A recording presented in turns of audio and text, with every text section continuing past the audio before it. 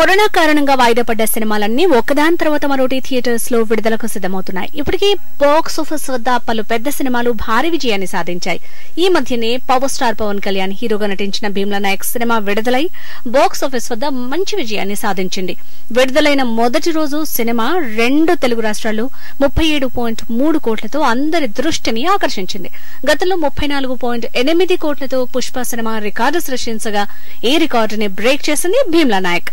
ఇక తాజాగా విడుదలైన రాధేశ్యామ్ సినిమా ఈ 2 సినిమాల రికార్డులే బ్రేక్ చేసింది. ప్రభాస్, పూజా హెగ్డే హీరోయిన్లుగా నటించిన రాధేశ్యామ్ సినిమా మార్చ్ 11, 2022న భారీ అంచనాల మధ్యన విడుదలైంది. మొదటి రోజు నుంచి ఈ సినిమా మంచి టాక్ అండ్ ఓపెనింగ్స్ తో బాక్స్ ఆఫీస్ వద్ద తన ఖాతాని ఓపెన్ చేసింది. ఇక ఈ సినిమా మొదటి రోజున 55 కోట్లు వసూలు చేసి భీమ్లా నాయక్ ని 2వ స్థానానికి తోసేసి మొదటి స్థానాన్ని ఆక్రమించింది.